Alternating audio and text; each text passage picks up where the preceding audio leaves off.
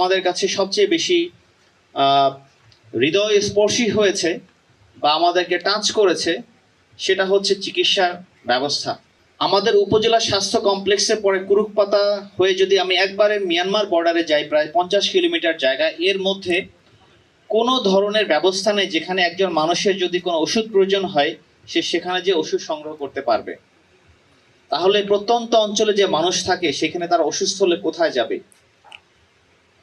আপনারা জানেন গত 2 মাস আগে ভাল্লুকের আক্রমণে আমাদের বলাইপাড়াতে একজন আক্রান্ত হয়েছিল। আমরা তাকে গভীর রাতে রেস্কিউ করে আমরা উপজেলা স্বাস্থ্য কমপ্লেক্সে নিয়ে আসি। পরবর্তীতে বান্দরবন আমরা সিএমএইচ এর চিকিৎসার মাধ্যমে তাকে সুস্থ করে তার বাড়িতে পৌঁছে দেই। তো এই জিনিসগুলো আমাদেরকে খুব উৎসাহিত করেছে যে আমরা আসলে করার সুযোগ আছে আমাদের জন্য, আমরা কি করতে পারি।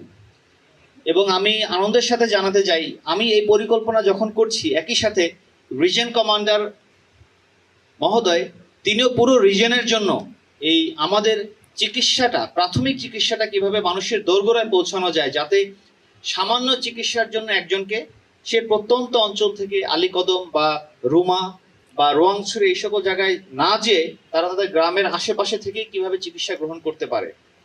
আজকের যে অনুষ্ঠানটি দেখতে পাচ্ছেন, যে প্রশিক্ষণ দেখতে পাচ্ছেন, এইটা রিজন কমান্ডার মহোদয়ের একটি উদ্যোগ, আমরা তার বাস্তবায়ন করছি আজকে।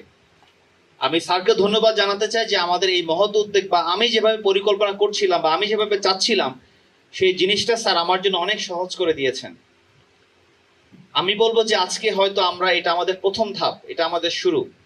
আমরা 26 জন প্রশিক্ষণার্থীকে বিভিন্ন পাড়া থেকে নিয়ে যে প্রাথমিক চিকিৎসা দেওয়ার ব্যবস্থা করেছি, এটার মূলত অনেকগুলো দিক আছে।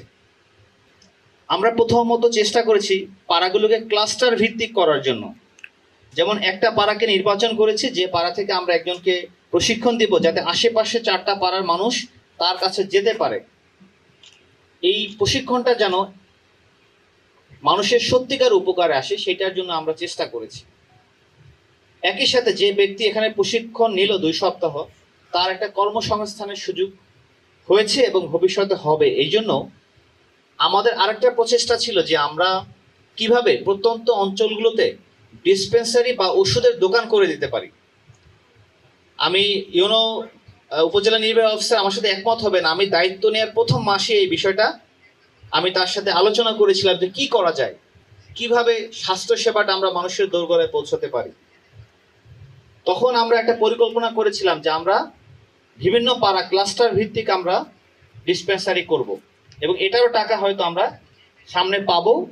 এবং আমার আনন্দের বিষয় হচ্ছে আজকে যারা প্রশিক্ষণ নিয়েছে, আমার একটা টেনশন ছিল যে ওই ডিসপেন্সারিগুলো কারা চালাবে, কারা পরিচালনা করবে।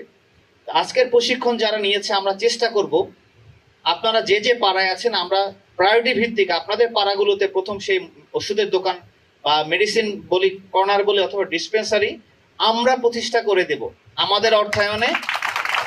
এইটা হয়তো সময় লাগবে, ধাপে ধাপে আমরা করব যাতে আপনারা মানুষকে সঠিক সেবাটা দিতে পারেন।